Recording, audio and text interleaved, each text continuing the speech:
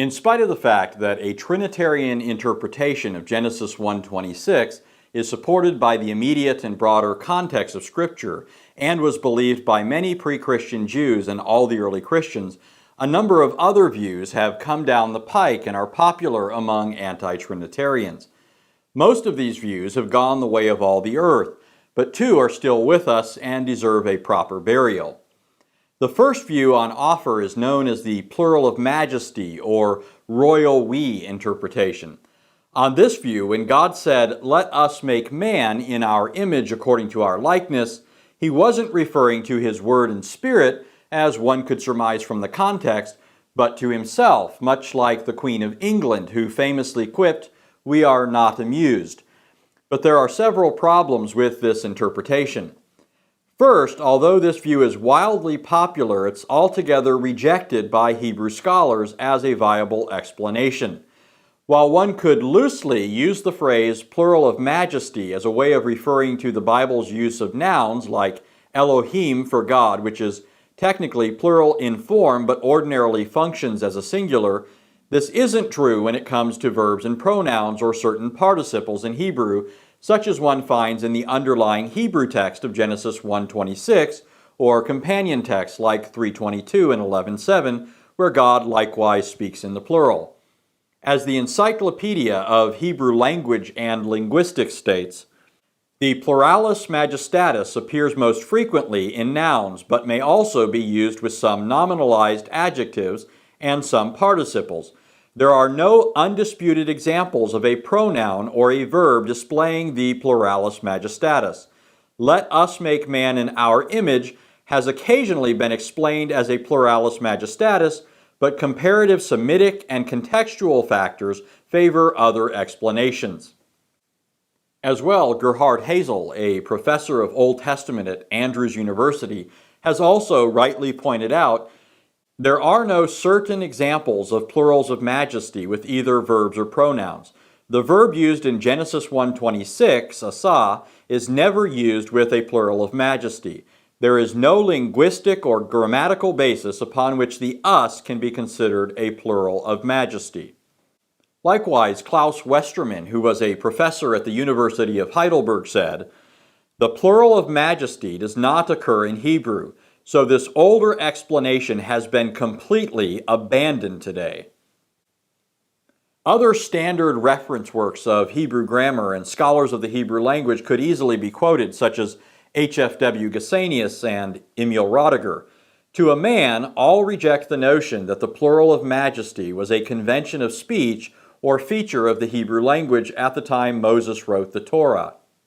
Second, even if, contrary to fact, the plural of majesty were a bona fide convention of speech in Hebrew, it still wouldn't fit the full range of occasions when God speaks this way.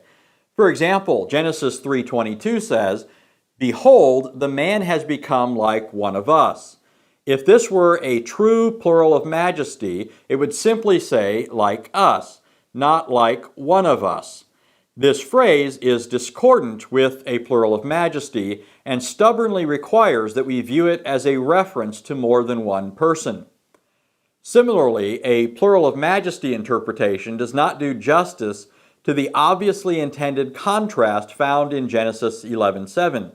When the Lord said in Genesis 11:7, "Come, let us go down and there confound their language," it was in response to the people gathered at Babel, who defiantly rebelled against God's command to fill the earth, who said to themselves in 11:4, "Come, let us build for ourselves a city, otherwise we will be scattered abroad over the face of the whole earth."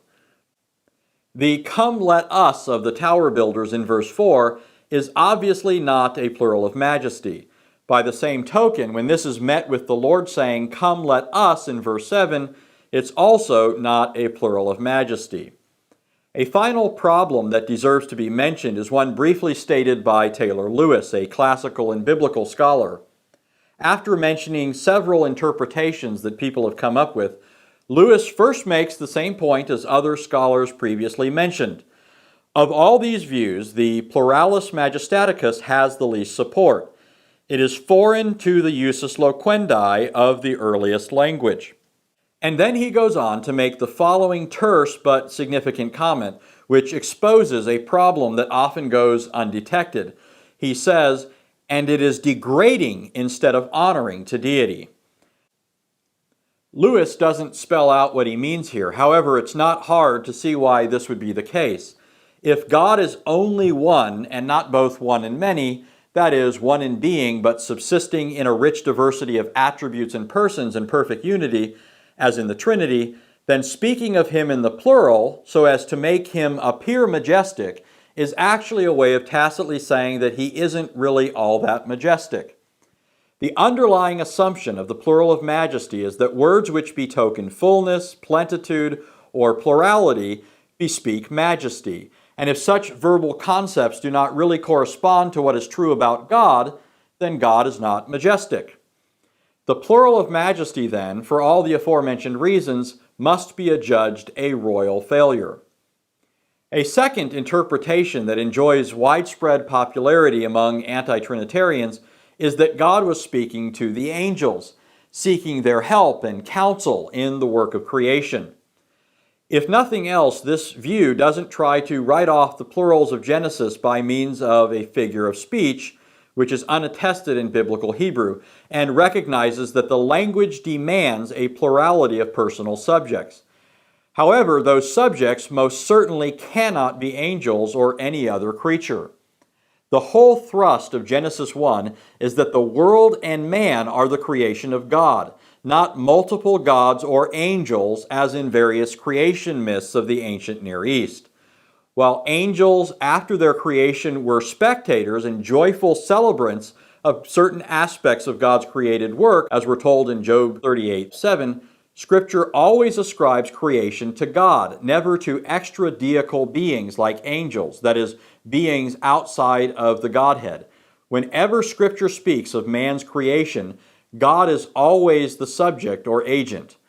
For example, 3 times in Genesis 1:27, the verse immediately following 1:26, it says, God created man, he created him, he created them. Genesis 5:1 speaks of the day when God created man. 5:2, he created them, male and female, and he blessed them and named them man in the day when they were created. 6:6, he made man on the earth. 6:7, I will blot out man whom I have created. 9:6, he made man.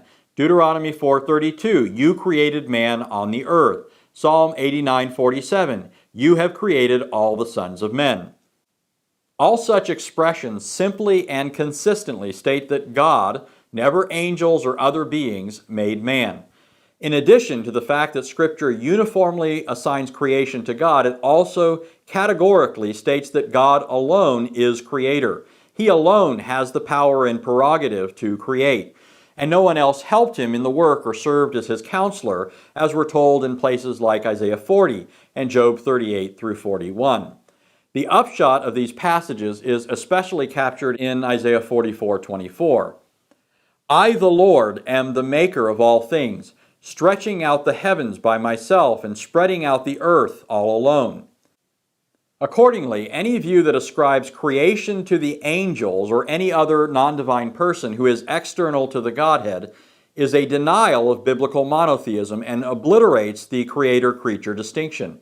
And so, oddly enough, a view that is intended to displace a Trinitarian interpretation, which anti-Trinitarians routinely misrepresent as polytheistic, is itself, in principle, a capitulation to the very polytheism it pretends to oppose, because it entails a plurality of entities outside of God who were co-creators with him.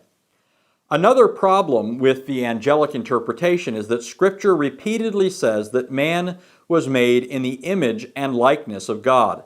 Genesis 5:1, 5:3, 9:6. But by contrast, Scripture never says, nor provides any grounds for inferring, that angels also bear the image of God, such that they could, together with God, create man in their image.